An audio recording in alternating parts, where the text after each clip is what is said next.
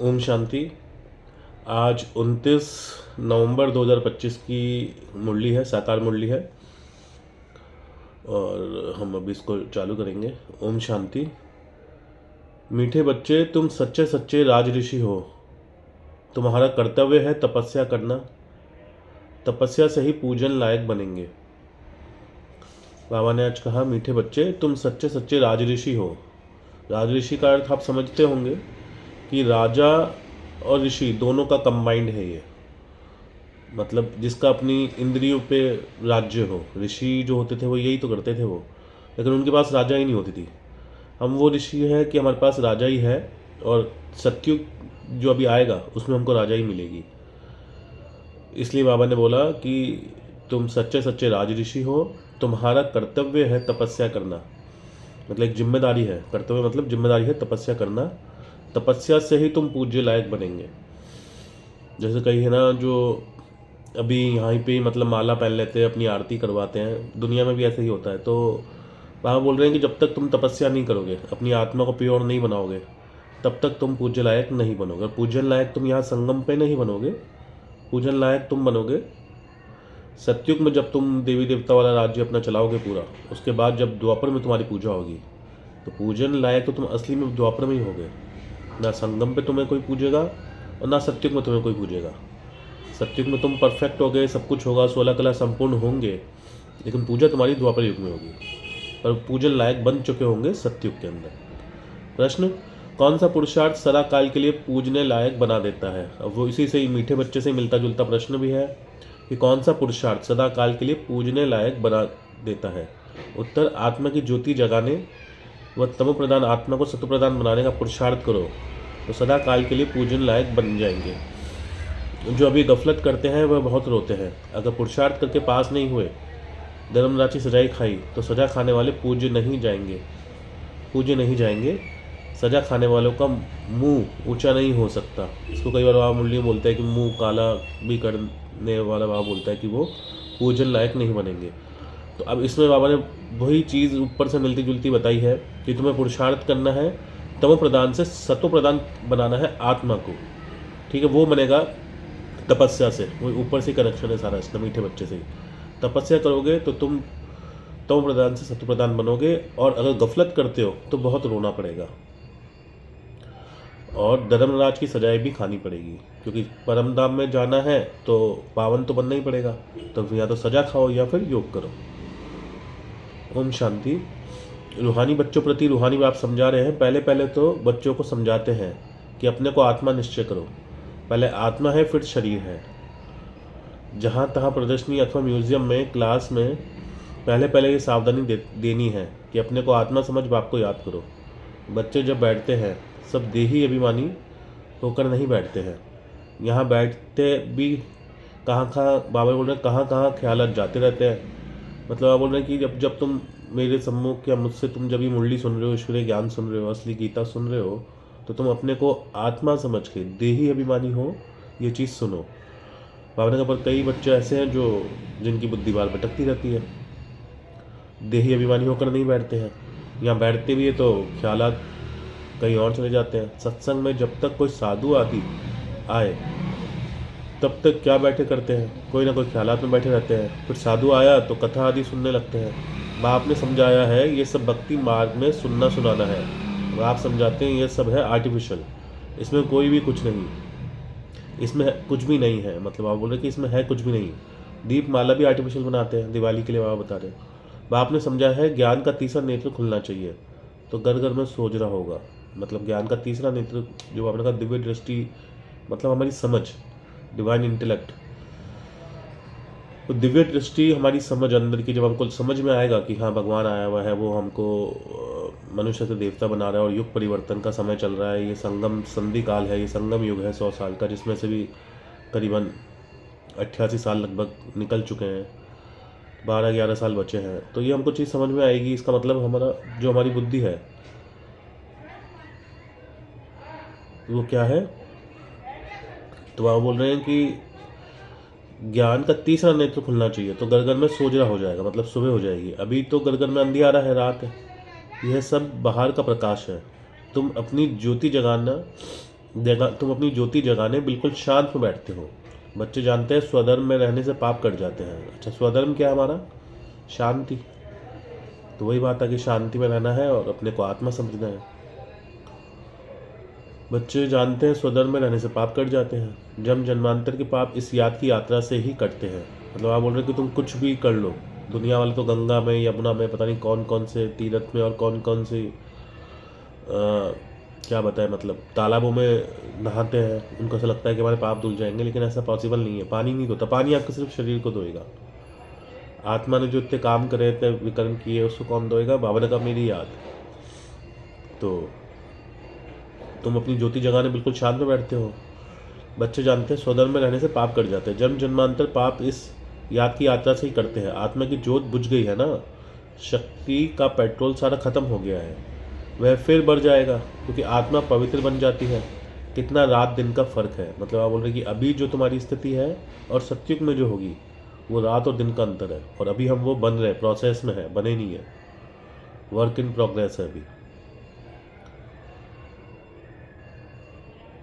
फिर वह बढ़ जाएगा क्योंकि आत्मा पवित्र बन जाती है। कितना रात दिन का फर्क है। अभी लक्ष्मी की कितनी पूजा होती है। कई बच्चे लिखते हैं लक्ष्मी बड़ी या सरस्वती माँ बड़ी। लक्ष्मी तो एक ही होती है, श्री नारायण की। अगर महालक्ष्मी को पूछते हैं तो उनकी 4 भुजाएं दिखाते हैं, उसमें दोनों आ जाते हैं। वास्तव में उनको लक्ष्मी नारायण की पूजा कहा जाए। मतलब आप बोल रहे हैं कि लक्ष्मी जो है वो तो सिंपल 2 हाथों वाली है, और महालक्ष्मी जो है वो कंबाइंड रूप है, नारायण का और लक्ष्मी का, लक्ष्मी नारायण का। तो हमने कहा उसमें दोनों आ जाते हैं। भाई 4 हाथ का मतलब ये तो होगा कि 2 लक्ष्मी के और 2 नारायण के। उसको फिर महालक्ष्मी कहते हैं। उनको 4 भुजा दिखाते हैं, उनमें फिर ये दोनों आ जाते हैं। वास्तव में उनको लक्ष्मी नारायण की पूजा कहा जाए। चतुर्भुज है ना, दोनों इकट्ठे। परंतु मनुष्य तो कुछ भी समझते ही नहीं। बेहद का बाप कहते हैं कि अभी सब बेसमझ बन पड़े हैं। लौकिक बाप कभी सारी दुनिया के बच्चों को कहेंगे कि तुम बेसमझ हो? अभी तुम बच्चे जानते हो विश्व का बाप कौन है। खुद कहते हैं मैं सभी आत्माओं का बाप हूँ, तुम सब मेरे बच्चे हो। मतलब सबको रचा परमात्मा है, निराकार शिव बाबा ने, तो हम उनके बच्चे हो गए। तो बच्चों को बाबा ने कहा सारी दुनिया के बच्चों को तो नहीं कहेंगे कि बेसमझ है। अभी तुम बच्चे जानते हो विश्व का बाप कौन है। खुद कहते हैं मैं सभी आत्माओं का बाप हूँ, तुम सब मेरे बच्चे हो। वो साधु लोग तो कह देते हैं भगवान ही भगवान है। तुम जानते हो बेहद का बाप बेहद का ज्ञान समझा रहे हैं हम आत्माओं को। मनुष्य को तो देह अभिमान रहता है कि मैं फलाना हूँ। शरीर पर जो नाम पड़ा है उस पर चलते आए हैं। अब शिव बाबा तो है निराकार, सुप्रीम सोल, उस आत्मा पर नाम है। आत्मा पर नाम एक का ही है, शिव बाबा का। मतलब आप बोल रहे हैं कि अभी तक इस दुनिया में जितनी भी आत्माएं हैं उन सब ने शरीर ले रखे हैं, तो उनके नाम पड़ते हैं शरीर पे। जैसे किसी का रमेश भाई, मुकेश भाई, प्रदीप भाई और सीता बहन, गीता बहन, तो वो शरीर का नाम है। लेकिन आत्मा का नाम सिर्फ एक शिव बाबा का है क्योंकि उनका शरीर नहीं है। तो वो शिव बाबा जो नाम है वो आत्मा, मतलब परमात्मा का जो नाम है, वो पहले ही ऐसा केस है, फर्स्ट एंड लास्ट, कि जिनकी आत्मा का बाकायदा नाम है। तो शरीर पर नाम पड़ा है, फिर उस पर चलते आए। अब शिव बाबा तो है निराकार, सुप्रीम सोल, उस आत्मा पर नाम है शिव। आत्मा पर नाम एक ही शिव बाबा का है, बस वह है परमात्मा। परमात्मा उनका नाम है शिव। बाकी जो भी आत्मा है 1.5 की 1.5 उन सबके शरीरों पे नाम पड़ते हैं, जैसे भी मैंने बताया आपको। शिव बाबा यहाँ रहता नहीं है, वह तो परम नाम से आते हैं। शिव अवतरण भी है ना। अभी बाप ने तुमको समझा है सभी आत्माएं यहाँ आती है पाठ बजाने। बाप का भी पाठ है। बाप तो बहुत बड़ा काम यहाँ करते हैं, अवतार मानते हैं, तो उनकी तो हॉलीडे और स्टैम्प आदि होनी चाहिए। बाबा ने कई बार मूल्यों में चीज़ समझाई है कि पूरी दुनिया को पवित्र बनाने सिर्फ मैं ही आता हूँ, मेरे अलावा कोई बना नहीं सकता। तो जिस दिन या जिस समय में आता हूँ तो वो शिवरात्रि कह लो, तो उस टाइम की शिवरात्रि की छुट्टी होनी चाहिए हिंदुस्तान में, भारत में, और एक स्टैम्प भी होनी चाहिए। ब्रह्मा बाबा की तो निकली थी। तो मतलब कहने मतलब ये कि बाबा हम इतनी सेवा करें, हम इतनी सेवा करें कि सरकार जो है और लोग जो है इस चीज़ को माने। ये हमारे एक प्रत्यक्ष फल दिखेगा कि हमने कितनी सेवा करी है। ये हमारा पैरामीटर हो जाएगा ये हमारी सेवाओं का, कि सच में ही मतलब हमने इतना फेमस करा है, इतना कई जगह तो ब्रह्मा कुमारी का नाम ही नहीं पता लोगों को, कई गाँव में और कई शहरों में। बहुत लोगों से मिलता हूँ मैं, कईयों को नहीं पता, लिटरली नाम नहीं पता ब्रह्मा कुमारी का। फिर माउंट आबू हेड क्वार्टर बताते हैं तो कुछ कुछ, तब भी कईयों को समझ में नहीं आता, कुछ है जो रिलेट कर लेते हैं फिर। तो बहुत सेवा करनी है, बहुत। पर वो कैसे होगी, मुझको ऐसा लगता है पर्सनली कि वो मीडिया से होगी, क्योंकि मीडिया ही एक ऐसा साधन है जो रातों रात किसी को भी फेमस कर सकता है। बाकी आगे ड्रामा में जो होगा। तो वहाँ बोलते हैं अवतार मानते हैं तो उनकी हॉलीडे और स्टैम्प आदि होनी चाहिए। सब देशों में हॉलीडे होनी चाहिए, क्योंकि बाप तो सबका सदगति आता है ना।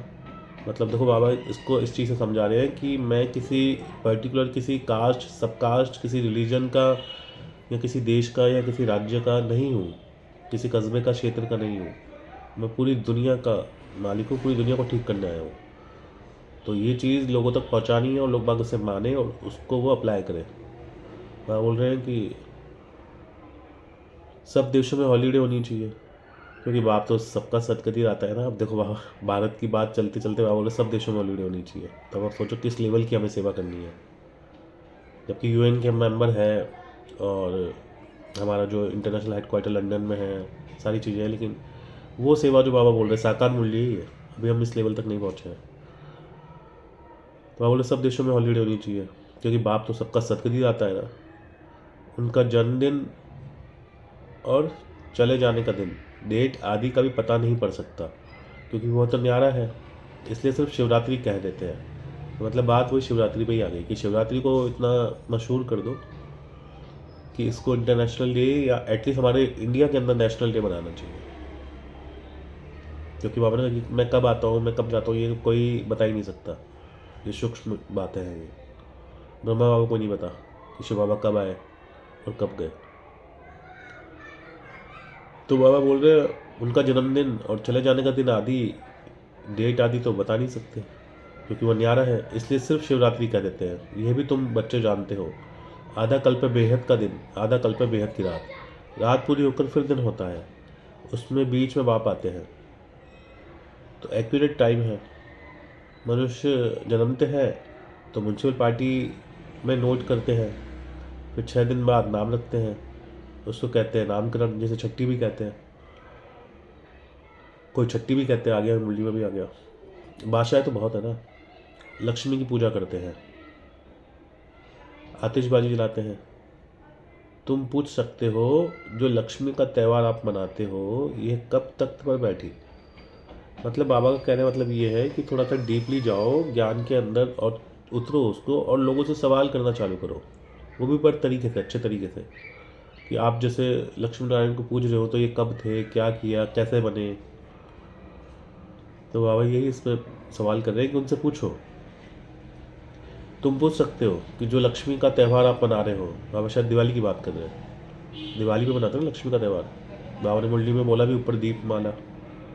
तुम पूछ सकते हो कि लक्ष्मी का जो त्यौहार आप मनाते हो वो तख्त पर कब बैठी।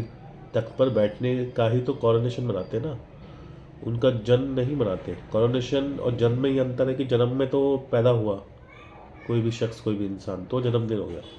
आत्मा जब शरीर के साथ गर्भ से बाहर आती है, जब वो छोटे से बच्चे होते हैं एकदम। और कॉरोनेशन का मतलब ये है कि जब ताजपोशी होती है, तख्त पे जब बैठते हैं और जब वो ताज पहनते हैं, तो ताजपोशी जिसे बोलते हैं उर्दू में, उसे कॉरोनेशन बोलते हैं, और हिंदी में राज तिलक बोलते हैं जिसे। तो दोनों अलग अलग है, जन्मदिन और राज तिलक दोनों अलग अलग है। इसलिए कई लोग कन्फ्यूज हो जाते हैं कि संगम युग कितने साल का है।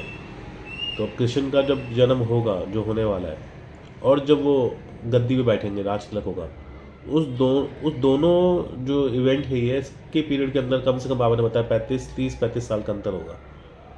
30 से 35 साल का। कि कृष्ण पैदा होगा, फिर वो बचपन में कृष्ण रहेगा किशोर अवस्था तक, फिर जो वो गद्दी बैठेगा उसके बाद ही नारायण बनेगा। तो तब तक 30-35 साल का वो जो अंतराल है, वो आप ये भी कह सकते हो कि सत्युग तब तक भी चालू नहीं होगा, क्योंकि सत्युग का पहला दिन और पहला दिन, पहला हफ्ता, पहला महीना या पहला साल जो है 111, वो चालू होगा जब लक्ष्मी नारायण गद्दी में बैठेंगे, जब उनका राज तिलक होगा। तो आप इसको ये भी नहीं कह सकते कि श्री कृष्ण पैदा हो गया तो कोई सत्युग चालू हो गया। एक्चुअल सत्य को उन्होंने बताया जो डेट वाइज चालू होगा वो होगा इनकी कॉरोनेशन से, राज तिलक से। कई बार बाबा ने मुरली बताया। तो बाबा बोल रहे हैं कि ये कब तख्त पर बैठी, तख्त पर बैठने का ही कॉरोनेशन मनाते हैं, उनका जन्म नहीं मनाते। लक्ष्मी का चित्र थाली में रख उनसे दन मांगते हैं, दिवाली पे करते हैं ना कहीं, हमारे घर में भी होता था पहले, और घर वाले अभी भी ऐसे ही करते हैं दिवाली पे। तो उनका जन्म नहीं मनाते, लक्ष्मी का चित्र थाली में रख उनसे धन मांगते हैं, बस और कुछ नहीं। मंदिर में जाकर बल कुछ मांगेंगे, परंतु दीपमाला के दिन तो उनसे सिर्फ पैसा मांगेंगे, पैसा देती थोड़ी है। जैसी जैसी भावना, अगर कोई सच्ची भावना से पूजा करते हैं तो अल्पकाल के लिए धन मिल भी सकता है। मतलब आप बोल रहे कि सारी जो गेम है वो आपकी सच्चाई के ऊपर है, फीलिंग्स के ऊपर है। तो आपने कहा जैसी जैसी भावना, अगर कोई सच्ची भावना से पूजा करता है तो अल्पकाल के लिए धन मिल भी सकता है। तो अब देने वाला तो खैर वही शिव बाबा ही है, निराकार परमात्मा, लेकिन आपकी फीलिंग्स की बात है। आपकी अगर फीलिंग्स अच्छी हुई तो आपको मिल भी सकता है।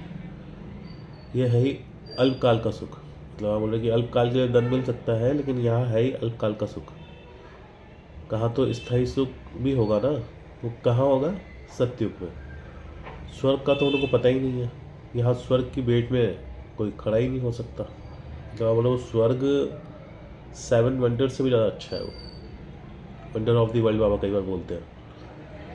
तो वह बोलते हैं वो 7 वंडर्स जो है वर्ल्ड के, वो तो रावण ने बनाए हैं, रावण के दुनिया के हैं। और ये जो वंडर ऑफ द वर्ल्ड जो एक है वो सत्युग का, वो मेरा बनाया हुआ है, शिव बाबा का। तुम जानते हो आधा कल्प है ज्ञान और आधा कल्प है भक्ति। मतलब सत्युग देता तो चलता है ज्ञान की प्रारब्ध, और द्वापर कलयुग चलती है भक्ति। फिर होता है वैराग्य, जब हमें ज्ञान मिलता है तो हमें समझ आती है कि हम तो आत्मा है, शरीर है ही नहीं, और ये सारी दुनिया ख़त्म होने वाली है, फिर नई दुनिया आएगी। तो आप बोलते हैं इस पुरानी दुनिया से दिल नहीं लगानी, जो ऊपर ही बोला था। तो इसलिए फिर हमको वैराग्य आता है। भाई इस दुनिया के अंदर हमारा अटैचमेंट कब बैठेगा? जब हम अपने को रोल समझेंगे। रोल समझोगे ड्रामा के अंदर, मूवी के अंदर या सीरियल के अंदर, तभी तो आप उसको अच्छे से जी पाओगे कैरेक्टर।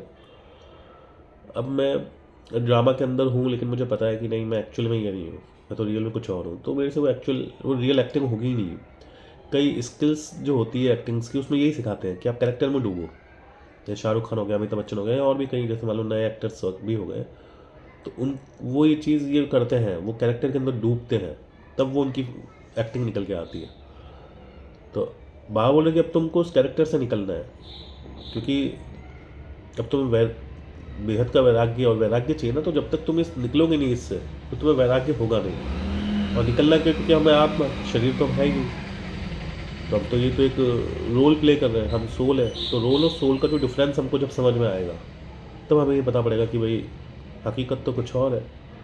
हाँ बस ड्रामा है, तो मूवी की तरह चल रहा है सब कुछ। इसमें ना दुख सच्चा है, ना सुख सच्चा है, ना हार सच्ची है, ना जीत सच्ची है। बस साक्षियों करके उसे देखो, और उसमें मज़ा भी आता है, बहुत बहुत मज़ा आता है।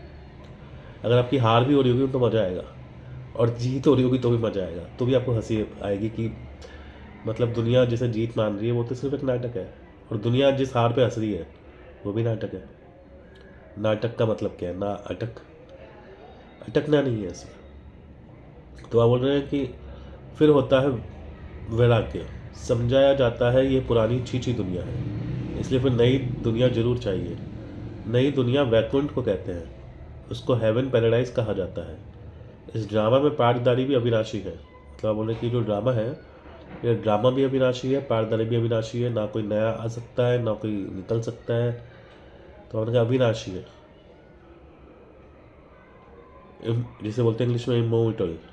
मोर्टल नहीं है, इमोर्टल। मोर्टल मतलब विनाशी, इमोर्टल मतलब अविनाशी। तुम बच्चों को मालूम पड़ा है कि हम आत्मा पार्ट कैसे बजाती है? बाबा ने समझाया है कि उसकी प्रदर्शनी आदि दिखाना हो तो पहले पहले ये एम ऑब्जेक्ट समझानी है। क्या है एम ऑब्जेक्ट? एम ऑब्जेक्ट मतलब मेन लक्ष्य। हमारा मेन लक्ष्य क्या है? वो है लक्ष्मी नारायण, नर से नारायण और नारी से लक्ष्मी बनना। तो आप बोल रहे हैं कि तुम बच्चों को मालूम पड़ा है कि आत्मा कैसे पाठ में जाती है। बाबा ने समझाया कि उसको प्रदर्शनी आदि दिखाना हो तो पहले पहले एम ऑब्जेक्ट समझानी है, सेकंड में जीवन मुक्ति कैसे मिलती है। अच्छा, सेकंड में कैसे मिलती है, हमको तो इतने साल हो गए ध्यान सुनते हुए।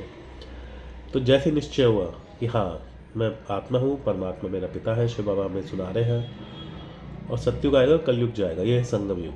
तो हमारी जो सीट है वो तो फिक्स हो गई स्वर्ग के अंदर। अब वो त्रेता में है या सत्युग में, बात की बात है। स्वर्ग में बाबा ने एक बार बोला कि जिसने मन से मान लिया मेरा बाबा तो स्वर्ग में आएगा। तो सेकंड में जीवन मुक्ति तो उसको मिल गई। अब यहाँ पे पद की बात हो रही है कि आप कितना पुरुषार्थ करके कितना ऊंच से ऊंच पद ले सकते हो। जैसे राजा जनक की भी मिसाल है सेकंड में जीवन मुक्ति वाली। तो बाबा कई बार उसको भी मुंडी बताते हैं, जो अष्टावक्र ने उनको ज्ञान दिया था।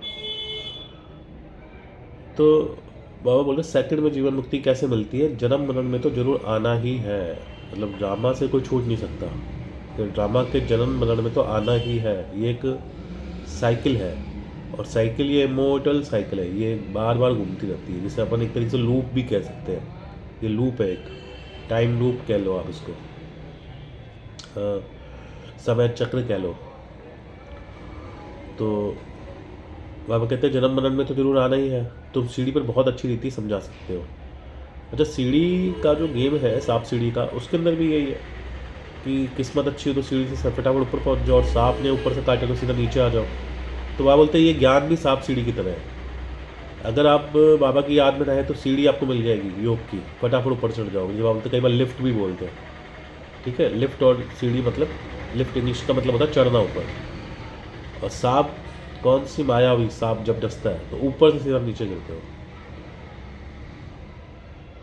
तो बाबा बोलते हैं, तो बाबा बोल रहे जन्म मरण में तो जरूर आना है। तुम सीढ़ी पर बहुत अच्छी रीति समझा सकते हो। रावण राज्य में ही भक्ति शुरू होती है, सत्युग में भक्ति का नाम निशान नहीं होता, क्योंकि जरूरत ही नहीं है, सब कुछ है तो हम क्यों भक्ति करेंगे। जो कबीर का दोहा है कि दुख में सिमरन सब करे, सुख में करे ना कोई, और सुख में सिमरन करे तो दुख काहे को है। तो सत्युग त्रेता में हम करते ही नहीं है, इसलिए फिर हम द्वापर कलयुग में आते हैं, और वहाँ फिर हम करते हैं तो फिर हमको बाबा बचाने भी आता है, और फिर सत्युग में ले जाता है। तो अगर सत्युग में भक्ति का नाम निशान नहीं होता, ज्ञान और भक्ति दोनों अलग अलग है। अभी तुमको इस दुनिया से वैराग्य है, तुम जानते हो ये पुरानी दुनिया खत्म होनी है। बाप सदैव बच्चों के सुखदाई, बाप सदैव बच्चों के सुखदाई होते हैं। मतलब बाबा कह रहे हैं कि बाप जो भी होगा, कैसा भी होगा, बच्चों का सुख ही चाहेगा और सुख ही देगा। लौकिक की बात मेजोरिटी यही है। अब तो घोर कलयुग आ गया तो कुछ कुछ अपवाद भी हो सकते हैं। तो आप बोल रहे बाप सदैव बच्चों को सुखदाई होते हैं। बच्चों के लिए ही बाप कितना माथा मारते हैं, बच्चों के लिए ही गुरुओं के पास जाते हैं, साधुओं के पास जाते हैं, कैसे भी करके बच्चा हो, क्योंकि समझते हैं बच्चा होगा तो उनको मिल्कियत देकर जाएंगे, मतलब वारिस होगा तभी तो देंगे। बच्चा हो तो उनको हम वारिस बनाएं। तो बाप कभी बच्चों को दुख थोड़ी देंगे, इम्पॉसिबल है। तो माता पिता कहकर कितनी लड़ियाँ मारते हो। तो बच्चों का रूहानी बाप सबको सुख का ही रास्ता बताते हैं। सुख देने वाला एक ही बाप, दुख हरता सुख करता एक रूहानी बाप।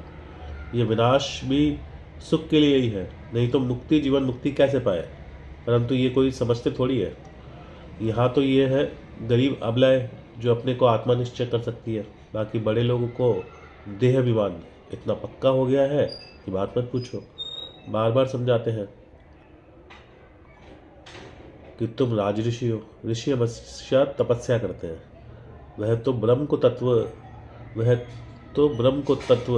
को याद करते हैं। मतलब बाबा कि जो बाबा बोलते हैं ऋषियों की बात कर रहे हैं वो, कि तुम हो राज ऋषि, और वो जो दुनिया में ऋषि वो करते हैं ब्रह्म तत्व को याद।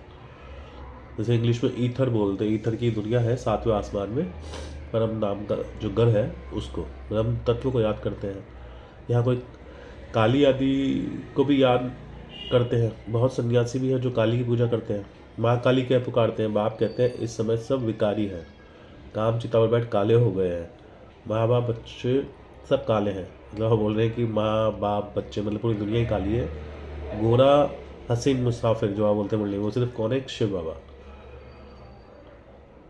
और हमको फिर गोरा बनाने आए। आत्मा की बात हो रही है यहाँ पे, शरीर के लिए। तो बच्चे सब काले हैं, माँ बाप बच्चे सब काले हैं, यह है बेहद की बात। सत्युग में काले होते नहीं, सब गोरे हैं। बाबा ये भी समझा रहे हैं, कहीं वो सोचे कि बाबा फिर शरीर की बात कर रहा है, नहीं। बाबा ने अभी तक जो ऊपर बात करी वो आत्माओं की करी है कि माँ बाप बच्चे सब काले हैं, आत्मिक दृष्टि से, आत्मिक रूप से काले, मतलब उन पे इतने विक्रम हो कि वो एक दाग पड़ गए हैं, काले धब्बे पड़ गए हैं कि वो काले हो चुके हैं। फिर बाबा आके उनको धोबी की तरह धोता है, साफ करता है, तो वो फिर गोरे होते हैं, साफ होते हैं। लेकिन बाबा फिर बोल रहे हैं कि अब जब शरीर के हिसाब से समझोगे तो सत्युग में तो सब गोरे ही होते हैं, सत्युग में काले होते नहीं, सब गोरे हैं। फिर कभी सांवरे बनते हैं द्वापर युग में आकर के। ये तुम बच्चों को बाप ने समझाया। थोड़ा थोड़ा पति होते होते अंत में बिल्कुल काले हो जाते हैं, कलयुग अंत तक। बाप कहते हैं रावण ने काम चिता पर चढ़ाए बिल्कुल काला बना दिया, और फिर तुमको ज्ञान चिता पर चढ़ाता हूँ। आत्मा को ही पवित्र बनना होता है।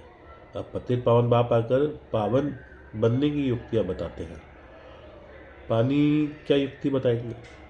अब आप देखो, ये जो लाइन है ना, इसके अंदर बहुत गहरा रहस्य है। बाबा बोल रहे पतित पावन मैं हूँ, जो मैं तुम्हें पतित से पावन बनने की युक्ति बताता हूँ। युक्ति का मतलब समझते हो कि मैं तुम्हें तरीका बताता हूँ। अच्छा, अब ये लोग क्या बोलते हैं गंगा पतित पावनी है, तो बाबा बोल रहे कि गंगा अगर पतित पावनी है तो पानी तो बात ही नहीं कर सकता, वो तुम्हें क्या युक्ति बताएगा?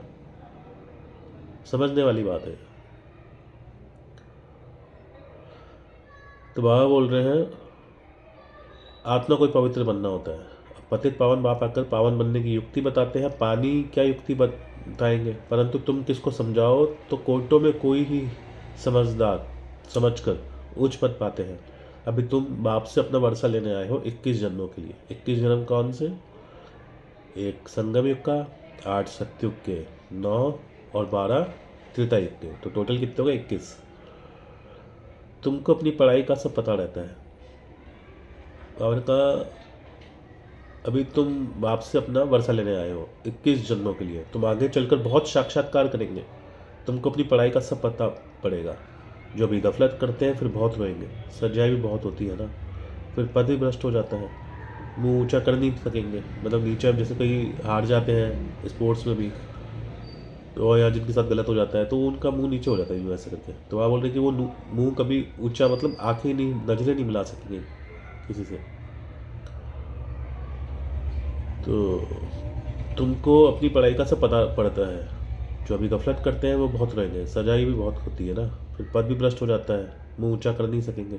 इसलिए बाप कहते हैं मीठे मीठे बच्चों पुरुषार्थ कर पास हो जाओ, जो कुछ भी सजा नहीं खानी पड़े, तब पूजन लायक भी बनेंगे। सजा खाई तो फिर थोड़ी पूजन लायक बनेंगे। सही बात है। किसी ने अच्छा काम करा तो उसकी तारीफ होगी, किसी ने बुरा काम करा अब उसको सजा मिल गई उसकी, तो उसकी तारीफ थोड़ी ना करेंगे। भले उसको सजा मिल गई तो भी क्या हुआ, लेकिन काम तो बुरा ही करा उसने। तुम बच्चों को पुरुषार्थ बहुत करना चाहिए, अपनी आत्मा की ज्योति जगानी है। अभी आत्मा तव प्रधान बनी है, इनको ही सतो प्रधान बनना है। आत्मा है ही बिंदी, एक सितारा, उनका और कोई नाम रख नहीं सकते। बच्चों को समझाया है, उनका साक्षात्कार हुआ। स्वामी विवेकानंद और रामकृष्ण परमहंस का बतलाते हैं। उनसे देखा, उसने देखा, उनसे कुछ लाइट निकली सो तुम आत्मा ही निकलती है। मतलब इनका ऐसा वाक्य है कि रामकृष्ण परमहंस के मस्तक में से वो निकल के स्वामी विवेकानंद के अंदर चली गई, ऐसा कुछ साक्षात्कार हुआ उनको। उसने सोचा वह मेरे में समा गई। वह आत्मा कोई आकर समा थोड़ी सकती है, वह तो जाकर दूसरे शरीर लेती है। पिछाड़ी में तुम बहुत देखेंगे, नाम रूप से न्यारी कोई चीज़ होती नहीं। मतलब साक्षात्कार की बात हो रही है। बाबा ने कहा तुम लास्ट में साक्षात्कार का पाठ देखेंगे, तो बोल रहे नाम रूप से न्यारी तो कोई चीज़ होती नहीं। अच्छा, वह आत्मा का भी नाम रूप तो ही निराकार रूप है और नाम आत्मा है। और उनका नाम रूप से न्यारी तो कोई चीज़ होती नहीं। आकाश पोलार है, उसका भी नाम है। अब ये तो बच्चे समझते हैं। कल्प स्थापना जो होती आई है वह होनी ही है। हम ब्राह्मण नंबरवार पुरुषार्थ अनुसार पद पाते हैं। जो जो सेकंड गुजरता है सब ड्रामा, सारी दुनिया का चक्र फिरना ही है। 5000 वर्ष का चक्र है, जो मिसल फिरता रहता है, टिक टिक होती रहती है। अभी तुम मीठे मीठे बच्चों को सिर्फ एक बाप को याद करना है। चलते फिरते काम करते बाप को याद करने में ही कल्याण है। फिर माया चमाट लगा, नहीं तो माया चमाट लगा देती है। तुम हो ब्राह्मण, ब्राह्मणी मिसल कीड़े को आप समान ब्राह्मण बनाना है। वह ब्राह्मणी का तो एक दृष्टांत है। तुम हो सच्चे सच्चे ब्राह्मण, ब्राह्मणों को ही फिर देवता बनना है। इसलिए तुम्हारा ये पुरुषोत्तम बनने का संगम युग है। अब संगम युग पूरे ड्रामा के अंदर कितने आते हैं? 4। तो वहाँ बोल रहे ये जो संगम युग है ये पुरुषोत्तम संगम युग है। 4 कैसे? सत्युग से त्रेता के बीच का, त्रेता से द्वापर के बीच का, द्वापर से कलयुग के बीच का, और कलयुग से सत्युग के बीच का, ये पुरुषोत्तम संगम युग। तो पहले ब्राह्मण जरूर बनना पड़े। ब्राह्मणों की चोटी है ना, तुम ब्राह्मणों को समझा सकते हो, बोलो तुम ब्राह्मण का कुल है।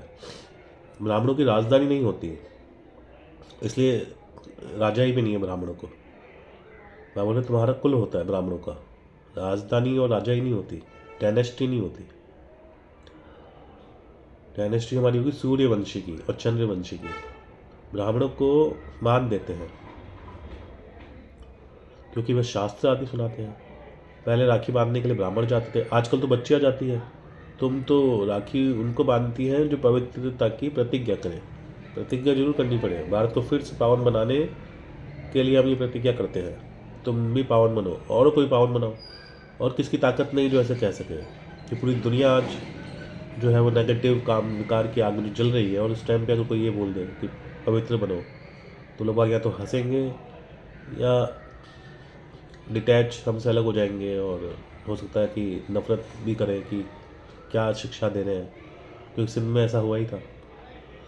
तो आप बोल रहे हैं कि तुम भी पावन बनो और कोई पावन बनाओ, और किसकी ताकत नहीं जो ऐसा कह सके। तुम जानते हो ये अंतिम जन्म पावन बनने से हम पावन दुनिया के मालिक बनते हैं। तुम्हारा धंधा ही ये है मनुष्य, तुम्हारा धंधा ही ये है पावन बनाने का। ऐसे मनुष्य कोई होते नहीं, मतलब तुम्हारे जैसे। बाबा बोल रहे हैं तुमको जाकर ये कसम उठवाना है। बाप कहते हैं कहाँ माँ शत्रु है, इस पर विजय पानी है, इस पर जीत पाने से ही तुम जगत जीत बनेंगे। इन लक्ष्मी नारायण ने जरूर आगे जन्म में पुरुषार्थ किया है, तब ऐसा बने हैं। अभी तुम बता सकते हो कि किस कर्म से इनको ये पद मिला। इसमें मूझने की कोई बात नहीं है। तुमको कोई इस दीपमाला आदि की खुशी नहीं है, और दिवाली की कोई खुशी नहीं होनी चाहिए, और नहीं है। तुमको तो खुशी है हम बाप के बने हैं, उनसे वर्षा लेते हैं। भक्ति मार्ग मनुष्य कितना खर्च करते हैं, कितने नुकसान भी हो जाते हैं, आग लग जाती है। अब जैसे दिवाली पे दीपमाला की जो बाबा बात कर रहे हैं, कई लोग फटाकों की दुकानें रखते हैं और कितनी आग लग जाती है। और वैसे किसी की चाहे फटाके की दुकान नहीं भी हो, तो लोगों की तो रॉकेट आ गए, किसी का बम आ गया तो घरों के अंदर भी आग लग जाती है, तो कितनों को नुकसान हो जाते हैं, गाड़ी में आग लग जाती है। परंतु समझते नहीं कि दुख के हैं सारे त्यौहार। ही बाबा के कहने का मतलब ये है। तुम जानते हो अभी हम फिर से अपने नए घर जाने वाले हैं। चक्र फिर हूबहू रिपीट होगा ना, जैसे लूप, टाइम लूप जो टाइम लूप मैंने अभी पहले बोला वो यही है। चक्र हूबहू रिपीट होगा ना। ये बेहद की फिल्म है, बेहद का स्लाइड है। स्लाइड जो होता है वो प्रोजेक्टर पे चलता है, जो जिसे कई बार प्रोजेक्ट ब्लू बीम या होलोग्राम वाला भी कह सकते हो आप, कि एक्चुअल में सब कुछ नहीं है, सिर्फ दिखावा है। तो इस पर कभी क्लास करेंगे आगे। बेहद का बाप, बेहद बाप के बने हैं तो कापारी खुशी होनी चाहिए। कापारी मतलब अनलिमिटेड खुशी। हम बाप से स्वर्ग का वर्षा जरूर लेंगे। बाप कहते हैं पुरुषार्थ से जो चाहिए सो लो। मतलब बाबा ने पुरुषार्थ का ही सारा चाहिए, सारा मदार पुरुषार्थ पे है। पुरुषार्थ करके आप जो चाहे वो बन सकते हो, जो चाहे वो ले सकते हो। पुरुषार्थ तुमको जरूर करना है। मतलब बाबा ने कि जो ड्रामा है ये पुरुषार्थ के ऊपर ही है। पुरुषार्थ से ही तुम ऊँच बन सकते हो। ये बाबा बूढ़ा, मतलब ब्रह्मा बाबा के लिए बाबा बोल रहे हैं कि इतना ऊँच बन सकते हो तो तुम क्यों नहीं बन सकते, जबकि वो तो 60 साल के बाद बाबा आए, और 93 साल तो 33 साल जो पूरे उम्र ही उनकी, मतलब वो थी लास्ट की स्टेज आप बोल दो, उसमें भी उन्होंने इतना अच्छा पुरुषार्थ किया। और इतना ऊँच वो बन सकते हो, तुम क्यों नहीं बन सकते। अच्छा, मीठे मीठे सिखलते बच्चों प्रति माता पिता बाप दादा का याद प्यार गुड मॉर्निंग। रूहानी बाप की रूहानी बच्चों को नमस्ते। हम रूहानी बच्चों की रूहानी बाप दादा टीचर सदगुरु को नमस्ते। ताड़ना के लिए मुख्य सा, जैसे बाप सदा के लिए बच्चों के प्रति सुखदाई है, ऐसे ही सुखदाई बनना है। सबको मुक्ति, जीवन मुक्ति का रास्ता बताना है। दूसरा, देही अभिमानी बनने की तपस्या करनी है। इस पुरानी चीची दुनिया से बेहद का वैरागी बनना है। वरदान, हर एक की विशेषता को स्मृति में रखते हुए फेथफुल बन एक मत संगठन बनाने वाले सर्व के शुभ चिंतक भव। वरदान, हर एक की विशेषता को स्मृति में रख, फेथफुल बन एक मत संगठन बनाने वाले सर्व के शुभ चिंतक भव। वरदान का जो अर्थ है, ड्रामानुसार हर एक को कोई ना कोई विशेषता अवश्य प्राप्त है। अच्छा, इसमें अगर आपको ऐसा लगता है कि मेरे अंदर ये विशेषता नहीं है, तब बाबा की सेवा में लगा दो उसको, वो बाबा उसको विशेषता बना देगा आपकी। बहुतों के एक्सपीरियंस है, मेरे खुद के भी। मतलब कईयों को तो ऐसे एक्सपीरियंस है कि जो चीज़ उन्हें बिल्कुल सपने में भी नहीं सोची थी कि हम करेंगे, और हमें आती भी उनको नहीं थी, थोड़ी सी सेवा में वो चीज़ लगाई और वो उनकी उसमें मास्टरी हो गई। वह बोलते हैं कि ड्रामानुसार हर एक को कोई ना कोई विशेषता अवश्य प्राप्त है, उस विशेषता को कार्य में लगाओ तथा औरों की विशेषताओं को देखो, एक दो में फेथफुल रहो, तो उनकी बातों का भाव बदल जाएगा। जब हर एक की विशेषता को देखेंगे तो अनेक होते भी एक दिखाई देंगे, एक मत संगठन हो जाएगा। कोई किसकी ग्लानि की बात सुनाए तो उसे टेका देने की बजाय सुनने वाले का रूप परिवर्तन कर दो, वह कहेंगे शुभ चिंतन। मतलब आप बोल रहे हैं कि अगर कोई किसी की बुराई करता है तो आप ज़्यादा उसको सुनो मत, क्योंकि आप जितना सुनोगे वो और सुनाएगा। आप उसको उसमें से पॉजिटिविटी बता दो। स्लोगन, श्रेष्ठ संकल्प का खजाना ही श्रेष्ठ प्रारब्ध व ब्राह्मण जीवन का आधार है। स्लोगन है, श्रेष्ठ संकल्प का खजाना ही श्रेष्ठ प्रारब्ध व ब्राह्मण जीवन का आधार है। वो हमारा जो ब्राह्मण जीवन है और जो हमको श्रेष्ठ प्रारब्ध जो सत्युग त्रेता में चाहिए, उसके लिए क्या चीज़ मेन है? श्रेष्ठ संकल्प। अव्यक्त इशारे, अशरीरी व विदेही स्थिति का अभ्यास बढ़ाओ। अगर सेकंड में विदेही बनने का अभ्यास नहीं होगा तो लास्ट घड़ी में युद्ध में ही जाएगी, और जिस बात में कमजोरी होगी, चाहे स्वभाव में, चाहे संबंध में आने में, चाहे संकल्प शक्ति, वृत्ति, वायुमंडल के प्रभाव में, जिस बात में कमज़ोर होंगे उसी रूप में जानबूझकर माया लास्ट पेपर लेगी। इसलिए विदेही बनने का बहुत अभ्यास करो। अच्छा, विदेही एक ऐसी स्थिति हो जाएगी हमारी कि जब हम शरीर से परे विदेही हो गए तो उसमें सारे के सारे पेपर हमारे क्लियर हो जाते हैं अपने आप, क्योंकि पेपर जो आएंगे वो शरीर से संबंधित ही आएंगे। जो आपने बताया इसमें देखो,